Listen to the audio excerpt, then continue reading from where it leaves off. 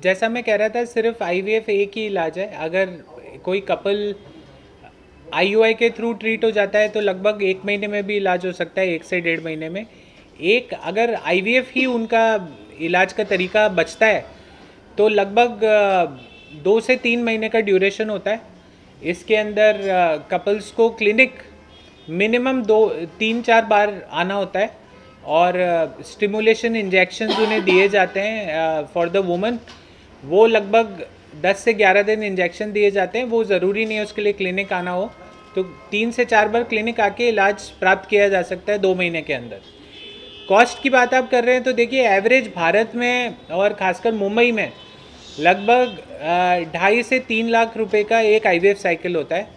And I am very proud to say, जैसा मैं आपको कह रहा था, हम शायद भारत की सबसे अफोर्डेबल और सबसे ट्रांसपेरेंट पैकेजेस प्रोवाइड करते हैं अपने पेशेंट्स को। सो हमारे यहाँ एक आईवीएफ साइकिल लगभग 1.5 लाख रुपए के अंदर एवरीथिंग इंक्लूडेड हम पेशेंट्स को प्राप्त कर पाते हैं और दे पाते हैं, और हम उन्हें ईएमआई प्लान्स के थ्रू भी सपोर्ट कर पाते हैं। ये हर स्टेट में अलग कॉस्ट आती है या जनरल? जी, हम भारत की, जैसा हम कह रहे थे, टॉप 3 ब्रांड्स में से हैं और हमारे प्रेगनेंसी रिजल्ट्स अभी तक इंडस्ट्री लीडिंग है। हम लगभग 70% प्रेगनेंसी रेट दे पाए हैं अपने पेशेंट्स को। इसी कारण हम ग्रो कर रहे हैं बहुत तेज़ी से और हमें पेशेंट्स का सपोर्ट मिल रहा है। अक्रॉस इंडिया हमारा प्राइसिंग मोस्ट स्टेट्स में सेम ही है। सो हम ओवरऑल सेम प्राइस रखते हैं, तो पूरे महाराष्ट्र में हमारा प्राइसिंग सेम ही होगा। ये जानना है आप लोगों से कि आईवीएफ जिसे आप लोग चलाते हैं, पिछले 10 सालों में अगर बात करें, 15 सालों में या 20 सालों में, क्या कुछ चेंजेस आया है इस इंडस्ट्री में, और उस बारे में अगर थोड़ा बता सकें कितना ये लोगों की, क्योंकि ये सब थोड़ा डॉगमा टाइप था, पहले इतना लोग सोचते नहीं थे सब चीज़ों के बारे में, तो उस बारे में थोड़ा बताइए। तो मैं आपको थोड़ा अपने विचार बताता हूँ, फिर मैं डॉक्टर नवीना से रिक्वेस्ट करूँगा, वो भी आपको इसमें दूसरा पर्सपेक्टिव बता पाएंगी।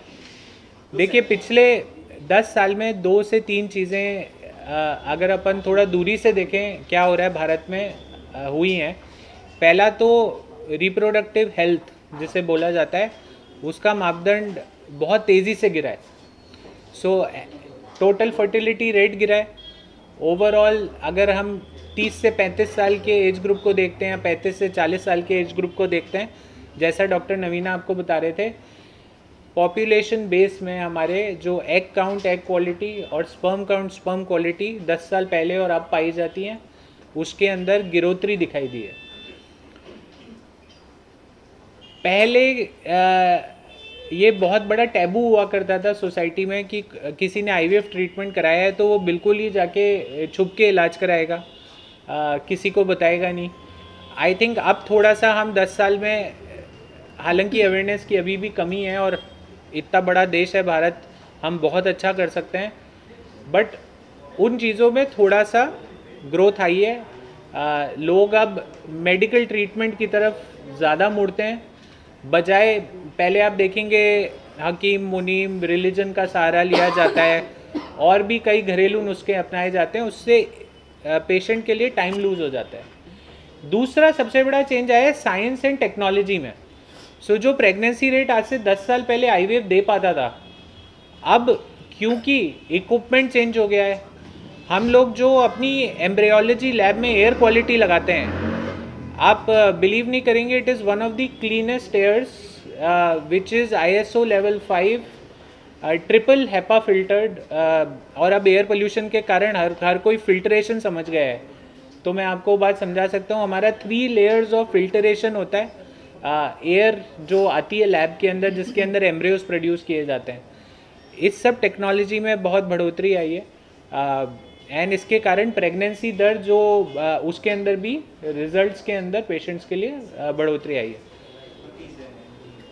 मैं इसमें एक ही चीज़ बस बताना चाहूँगी, अगर आप इसे 2 हिस्सों में विभाजित करें, पहला कि भाई केसेस में क्या बढ़ोतरी आई है और दूसरा कि ट्रीटमेंट में क्या इसमें अंतर आया है पिछले 10 साल में। केसेस जैसे अभिषेक बता रहे थे, हाँ इनकी संख्या बहुत ज़्यादा बढ़ गई है, उसके कारण अभी हमने जैसे समझे कि लाइफस्टाइल बहुत चेंज हुआ है, स्ट्रेस फैक्टर है, लोगों के शादी करने की उम्र में हमने देखा है कि अब लेट शादियां हो रही हैं, और बहुत सारे कंडीशंस लाइक पीसीओएस, एंडोमेट्रियोसिस और अंडों की संख्या में कमी आना, और पुरुषों के केसेस की मात्रा इनफर्टिलिटी की जो संख्या है उसमें भी काफ़ी बढ़ोतरी आई है। अगर हम केसेस के बारे में बात करें पिछले 10 साल में, तो जो इनफर्टिलिटी की संख्या थी, जो परसेंटेज था, उसमें बहुत कारणों से बढ़ोतरी आई। लेकिन अब ट्रीटमेंट की अगर हम बात करें तो ट्रीटमेंट में भी साइंस ने बहुत ज़्यादा इसमें सफलता प्राप्त करी है। पहले जो 10 साल जो ट्रीटमेंट पहले होता था, आज उससे हम कई ज़्यादा साइंस ने इस क्षेत्र में काफ़ी सफलता प्राप्त करी हुई है। पहले हम बेसिक आईवीएफ टेक्निक इस्तेमाल करते थे, उसके बाद इक्सी आया जो एक बहुत ही मददगार ट्रीटमेंट साबित हुआ उन कपल्स के लिए स्पेशली जिन्हें पुरुष रिलेटेड तकलीफ थी, जिनके शुक्राणु की संख्या बहुत कम थी, क्वालिटी कम थी। फिर हम आगे बढ़े, लेज़र असिस्टेड हैचिंग, ब्लास्टोसिस्ट, ये सब ट्रीटमेंट में एक एक करके हर एक बढ़ोतरी ही पाई जाएगी। आज हम उस लेवल पे साइंस बढ़ गया है जहाँ पे हम एआई के बारे में बात कर रहे हैं, जहाँ हम रेडियो फ्रिक्वेंसी टेस्टिंग के बारे में, आइडेंटिफिकेशन के बारे में बात कर रहे हैं, आरआई के बारे में बात कर रहे हैं। अगर आप साइंस ट्रीटमेंट में भी बात करें तो डेफिनेटली उसमें भी बहुत ज़्यादा बढ़ोतरी आई है। लेकिन अब हमें ये ध्यान देखना है कि हम इसका प्रिवेंशन भी करें, ना सिर्फ ट्रीटमेंट की तरफ भागें। तो ये तभी संभव होगा जब हम एकत्र होकर इसकी तरफ ध्यान देंगे। नॉर्मल जनता के हिसाब से एकदम बेसिक सोच से अगर देखा जाए या सोचा जाए तो एक नॉर्मल जो एज था पहले, जैसे कि 21-20 के साथ में लड़की शादी करो, जो 28-29-30 तक हो गया, किस एज में एक लड़की को शादी करना चाहिए, एक लड़के को शादी करना चाहिए, और कैसे? ये क्वेश्चन बहुत ही गलत मैं बोलूँगी, इसको मैं सही तरीके से बोलना चाहूँगी, क्योंकि आप शादी के लिए आप किसी को नहीं बोल सकते, राइट। अगर मैं बोलूँ कि आप अपने रिप्रोडक्टिव हेल्थ के बारे में कब से इस चीज़ को थोड़ा सा सीरियसली लें, या इसके बारे में आप सतर्क हो जाएं और इसके बारे में आप जांचें शुरू कर दें, तो हर वो महिला, हर वो पुरुष जो 25 साल से ऊपर है और 35 तक है। आज आप लोग मीडिया से आपने तो पहले ही देखा होगा कि आज एग फ्रीजिंग के बारे में बहुत ज़्यादा चर्चाएं हो रही हैं। बहुत सारे डॉक्टर्स, बहुत सारे सेलिब्रिटीज़ आज सामने आके एग फ्रीजिंग के बारे में बहुत खुल के बात कर रहे हैं। ऐसा नहीं है कि एग फ्रीजिंग पहले नहीं होता था, पहले भी होता था, लेकिन लोग इसके बारे में बात कम करते थे। ये इतना एफोर्डेबल ट्रीटमेंट नहीं माना जाता था। पहले लोग सोचते थे कि सिर्फ जो काफ़ी ऊपर दर्जे के लोग हैं यही वो ट्रीटमेंट इसका बेनिफिट उठा सकते हैं, इसका फ़ायदा उठा सकते हैं। लेकिन आज इसकी इतनी ज़्यादा ज़रूरत हो चुकी है। आप पूरे केसेस को देखें तो मैं हर वो महिला जो 25 साल के ऊपर है उनसे ये रिक्वेस्ट करूँगी कि वो अपने रिप्रोडक्टिव हेल्थ की जांच करें। हर पुरुष को अपना एक सीमेन एनालिसिस चेक कर लेना चाहिए। अगर उनकी रिपोर्टों में नॉर्मल चीज़ें रिपोर्ट हो रही हैं तो अपने डॉक्टर से, अपने रिप्रोडक्टिव कंसल्टेंट से अपने खान पीन, अपने लाइफस्टाइल के बारे में चर्चा करें। इसे कैसे आगे आप मेंटेन करें उसके बारे में बात करें। लेकिन मान लीजिए कि रिपोर्ट में कुछ ऐसी जानकारी प्राप्त हुई जो आपके लिए अलर्ट है, जो बहुत चेताने वाली बात है, तब आपको एक सही समय पे ट्रीटमेंट करने का मौका मिलता है। ये हमेशा हमें ध्यान रखना है कि कोई भी चीज़ का सफलता दर उस ट्रीटमेंट को कब किया गया, किस समय किया गया, उस पर बहुत निर्धारित है। हम जितना इस चीज़ को लेट करते हैं, जब चीज़ों की रिपोर्ट्स काफ़ी ख़राब होते हैं, तो ये बहुत मानने वाली बात है कि उसकी सफलता दर में काफ़ी गिरावट आएगी। डॉक्टर नवीना जो कह रही है, मैं बस एक ही बात ऐड करूँगा उसमें। we also have introduced and announced a very comprehensive reproductive health screening program, जिसमें हम सारे कपल्स जो अभी फैमिली प्लानिंग के बारे में सोच भी नहीं रहे या उन्हें कोई इनफर्टिलिटी का इशू नहीं है, उनके लिए भी ये मौका देते हैं और ये जागरूकता बनाने की कोशिश कर रहे हैं कि आप आइए और अपना रिप्रोडक्टिव हेल्थ असेस कराइए। बस इतना काफ़ी है। और शहरों में, गांव में क्या अभी भी फर्क है? जैसे हमेशा से होता है, क्योंकि शहरों का एक अलग लाइफस्टाइल होता है, तो उससे भी बहुत इम्पैक्ट लगता है आपको? जितना डेटा पब्लिश किया गया है उसके अकॉर्डिंग इनफर्टिलिटी रेट या जो इंसिडेंस रेट बोलते हैं किसी भी कंडीशन की, वो ये कहा नहीं जा सकता कि शहरों में ज़्यादा है, गांवों में कम है, नॉर्थ में ज़्यादा है, साउथ में कम है। तो आई थिंक सब तरफ लगभग सिमिलर, जो मैंने 6 में से 1 कपल वाली बात आपको बताई, वो लगभग मोटे तौर पे भारत के अर्बन या रूरल हर क्षेत्र में पाई जा रही है और ये बढ़ ही रही है।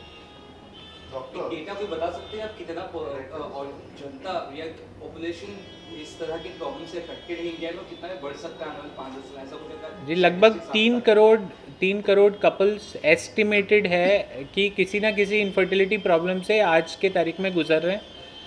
लगभग 3 लाख हर साल में कपल्स अपना IVF से इलाज कराते हैं। सो आप गैप देखेंगे वो 100 में से 1 कपल ही सामने आ रहा है। प्राइसिंग की बात करें तो कितना कस्टमर फ्रेंडली, सबसे बड़ा सवाल यही आता है। और आप शायद टॉप की IVF ऐसा है इंडिया में इसमें आप शामिल है, सो आप उस चीज़ के बारे में दर्शकों को बता सकें जो जुड़ना चाहते हैं आपसे। जी IVF के बारे में बहुत सालों से ये माना गया है कि बहुत ही महंगा इलाज है। तो जो अपना मिडिल क्लास या लोअर मिडिल क्लास पेशेंट है जिसकी मानसिक आमदनी, घर की आमदनी मिला लूँ तो लगभग 30-40 हज़ार रुपये है, तो उसके अंदर वो पूरा घर अपना एक्सपेंडिचर निकालता है। वो सोचता है कि लगभग 2.5 से 3 लाख एवरेज इलाज की कॉस्ट मानी जाती है एक IVF साइकिल की। इसको देखने के 2 तरीके हैं। एक तो एक साइकिल में इलाज गारंटीड नहीं होता, तो आप किस क्लिनिक पे इलाज ले रहे हैं बहुत ज़रूरी है, जिससे आपकी प्रेगनेंसी रेट के चांसेस या सक्सेस के चांसेस हाईएस्ट हो। सो राइट क्लिनिक को चूज़ करना बहुत इंपॉर्टेंट डिसीजन है पेशेंट के लिए। और मैं बहुत I can very proudly say that we are industry leading in our pregnancy rates and you can see them here. Number 2, on the pricing and packages, and मैंने लगभग 400-500 पेशेंट से बात की थी 2020 में देश भर में पर्सनली। एंड जो मैंने पाया, पेशेंट की सबसे बड़ी फ्रस्ट्रेशन है कि जैसे जैसे इलाज कर सकते हैं, कुछ चीज़ें ऐसी हैं जिसे आप कंट्रोल नहीं कर सकते। अगर हम अपने दर पे बात करें कि हम अपना क्या ऐसी चीज़ें हैं, जैसे खान पान, हमें कोशिश ये करनी है कि हम दिनचर्या में जितने भी प्रिजर्वेटिव पैकेट फूड जिसमें आपके जो भी प्रिजर्वेशन वाली चीज़ें हैं, इसे अवॉइड करें। हमेशा हम कहते हैं कि पानी जो है ना, इसकी मात्रा हमारे शरीर में अच्छी रखें। जो हम नींद के बारे में हम बात कर रहे थे कि 7 से 8 घंटे की नींद होनी चाहिए। आज कोई ऐसा इंसान नहीं है जिसकी ज़िंदगी में स्ट्रेस नहीं, बट उसे थोड़ा सा अपने मेडिटेशन, योगा, कुछ व्यायाम, आप दिन भर में अगर 30 मिनट का भी व्यायाम करते हैं तो ये भी बहुत ही सफलता के लिए आपके एक कहते हैं कि बहुत एक आगे का स्टेप हो जाता है। दूसरी, हमें ये ध्यान रखना है कि आप क्या जो खा रहे हैं, जो आप अल्कोहल, आज की जनरेशन में हमने इसे एक फैशन के रूप में देखा गया है कि भाई हम स्मोकिंग कर रहे हैं, हम अल्कोहल कंजम्पशन कर रहे हैं। इसकी मात्रा या इसे ना करना, पुरुषों में स्मोकिंग की मात्रा ज़्यादा होने की वजह से भी शुक्राणु की संख्या, उनकी क्वालिटी, उनके DNA डैमेज में बहुत बढ़ोतरी पाई गई। आज हम लैपटॉप, फ़ोन, डिजिटल की जो चीज़ें हैं जिनमें रेडिएशन का उपयोग होता है, उसकी हम कहते हैं कि आप आदमियों में हम कहते हैं कि आप फ़ोन अपने पॉकेट में ना रखें, ठीक है। हम आज कोई भी, कितने लोग हैं हम फ्री हैं तो हम हमेशा स्क्रीन में स्क्रॉल करते रहते हैं। उसकी बजाय आपने फ़ोन को रेडिएशन ही एमिट कर रहे हैं, उसे कुछ मात्रा में आप बाहर रखें, कुछ समय के लिए बाहर रखें, ठीक है। और जैसे लैपटॉप, पुरुषों में हम बहुत ज़्यादा ये काउंसलिंग करते हैं, इसकी जानकारी बोलते हैं कि जो पुरुष लैपटॉप पे बहुत समय तक काम करते हैं वो टेबल पे रख के लैपटॉप काम करें, और जब उसका प्रयोग ना हो तो उसे स्विच ऑफ कर दें, उसे बंद करें, ना कि स्लीप मोड में डालें। बिकॉज ये सारे पदार्थ जो हैं, ये सारे जो रेडिएशन एमिट करते हैं, ये कहीं ना कहीं हमारे शरीर को नुकसान करते हैं। खाने पीने में हम शब्द इस्तेमाल करते हैं लाइफस्टाइल, ये खुद ही अपने आप को बताता है कि लाइफ और उसकी स्टाइल, पूरी ज़िंदगी। अगर हम ये सोचें कि हम 1 महीना करके छोड़ देंगे और इसका हमारे शरीर पे असर दिखाई देगा, ये बिल्कुल नहीं। तो आज की जनरेशन से मैं दो ही चीज़ की रिक्वेस्ट करूँगी कि आप जितने भी मॉडर्न हो, जितनी भी तकनीकें आ रही हैं, लेकिन स्वस्थ खाना, फ्रेश खाने की तरफ, 7 से 8 घंटे की नींद, व्यायाम को अपने लाइफ में लाना और डिजिटल इक्विपमेंट से जितनी थोड़ी लिमिटेड दूरी कर सकें थोड़े समय के लिए, बाहर जाके खेलना। आजकल के बच्चे ज़्यादा करके स्क्रीन घर में ही रहते हैं, थोड़ा बाहर आउटडोर में खेलना, इन सब चीज़ों का रूटीन में इस्तेमाल करें। और सही समय पे, जैसे हमने बात करी थी, चेकअप कराना। चेकअप कराने का ये अर्थ कहीं भी नहीं है कि आपने ट्रीटमेंट करना है, इससे सिर्फ आपको एक जानकारी प्राप्त हो रही है आपके हेल्थ के बारे में। ये चीज़ों का आपने ध्यान देना। मैं लास्ट सवाल आपसे पूछना चाहूँगा, यंग फीमेल स्पेशली ऐसी भी महिलाएं आपके यहाँ पे आती होंगी जिनको कहीं ना कहीं बच्चे के लिए प्रेशर जैसे फैमिली नॉर्मली होता ही इंडियन फैमिली, ऐसे भी क्या पेशेंट्स आपके यहाँ पर आते हैं और क्या उनका कैसा रहता है साइकोलॉजी, कैसे थोड़ा सा अगर बता सकते? देखिए, भारत में तो ये तकलीफ़ बहुत शुरू से चली आई है। आप सबने ये देखा होगा कि बहुत सारे ऐसे फाइल्स आती हैं हमारे पास जहाँ पे सिर्फ फीमेल की जांचें हुई हैं, मेल की कभी जांचें ही नहीं हुई।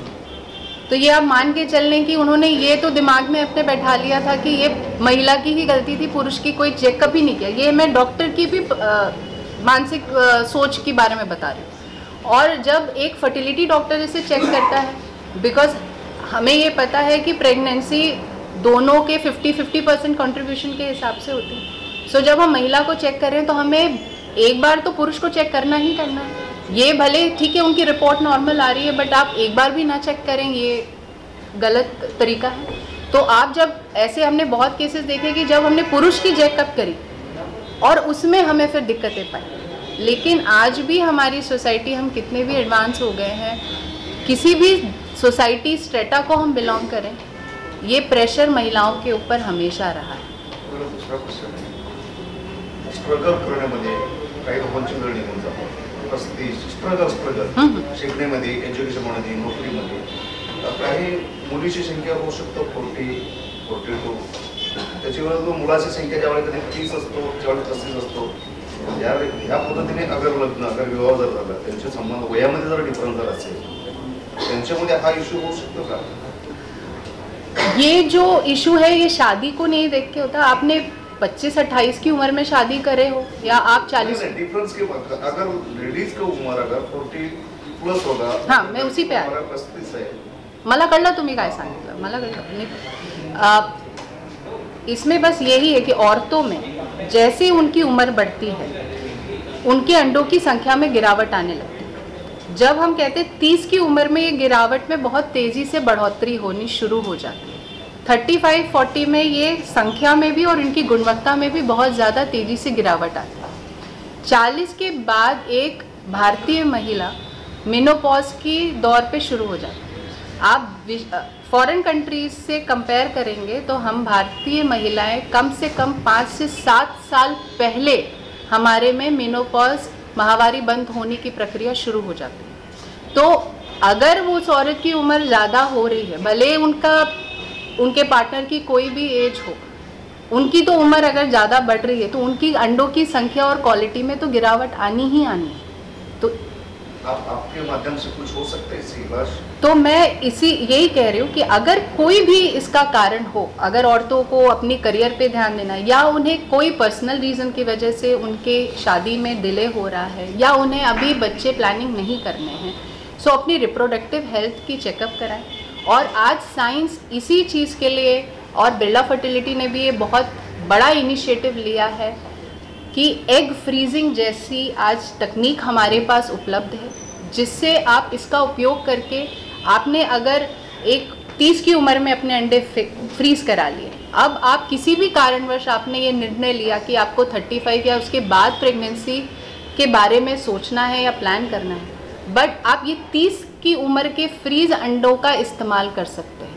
अब ये सोचने वाली बात है कि जब मैंने 35-36 की उम्र में प्रेगनेंसी प्लानिंग करी, उसके अंडों की गुणवत्ता और 30 की उम्र में जो मैंने अपने अंडे फ्रीज किए थे उनकी गुणवत्ता में कितना अंतर होगा।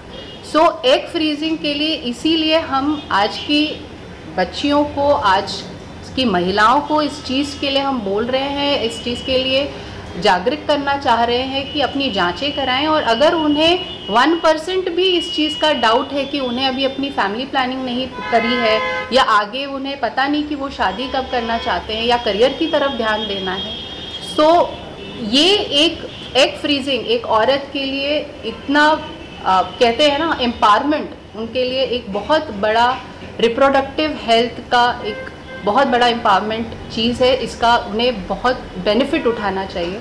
और बिरला फर्टिलिटी एंड IVF ने इस चीज़ को ध्यान में रखते हुए बहुत ही बेसिक मतलब इसका जो बजट है बहुत ही एफोर्डेबल है कि ताकि ये चीज़ हर स्तर की महिला इसका उपयोग कर सके। देखिए, जो लगभग आज कोई भी यंग कपल, वर्किंग कपल या कोई भी महिला, अगर हम लोग बाहर खाना खाने भी जाते हैं तो जो खर्चा होता है लगभग 1600-1700 रुपये महीने के कॉस्ट पे एटलीस्ट 5 साल का, जो डॉक्टर नवीना बताती हैं, हमने फ्रीजिंग प्रोग्राम लॉन्च किया है जो अपने आप में इन इंडिया अनोखा है। इस प्राइस पे कभी भी ये सर्विस हमारी कम्युनिटीज़ को मिली नहीं है। और मैं एक ही चीज़ जोड़ना चाहूँगा डॉक्टर नवीना जो कह रही थी आपके क्वेश्चन के आंसर में सर, वो ये है एक फ्रीजिंग एक ऑप्शन है, दूसरा ऑप्शन ये है कि जैसे ही कपल को फील हो कि अब हम 6 महीने से ट्राई कर रहे हैं फॉर फैमिली, और अगर 6 महीने के अनप्रोटेक्टेड सेक्स के बाद भी अगर वो नहीं प्रेग्नेंट हो पा रहे हैं, सबसे पहले आके डॉक्टर से मिलें, उसमें फिर टाइम वेस्ट ना करें। क्योंकि आप सब जितना डॉक्टर साहब ने समझाया, आप यही देख रहे होंगे कि सारा खेल समय का है। तो जितना जल्दी उचित इलाज और कंसल्टेशन कराएं, उसका सोल्यूशन टाइमली मिल जाएगा। सर, महाराष्ट्र में अपना मुंबई में कितना सेंटर है सर? अभी हमारा एक सेंटर है बॉम्बे में, अगले 12 से 18 महीने में लगभग 4 सेंटर हो जाएंगे। क्यों सर, उत्तर भारत साउथ के नाम के महाराष्ट्र का राजधानी, तो इसमें इतना लेट क्यों किया आपने? देखिए, अब कहीं तो शुरुआत करनी पड़ती है, तो हम लोग एज अ बिरला ग्रुप हम लोगों ने शुरुआत एक्चुअली कोलकाता से की थी। सो अगर आप देखेंगे तो हमने जितना हम नज़दीक के एरियाज़ में क्लिनिक बना पाए हम बनाते गए, और महाराष्ट्र में हम नागपुर पिछले साल चालू कर दिया था। बॉम्बे तक आते आते थोड़ी सी देर हो गई, बट अब हम बहुत तेज़ जाएंगे। सो अगले 2 साल में महाराष्ट्र में हमारे 7 से 8 क्लिनिक होंगे। Thank you sir.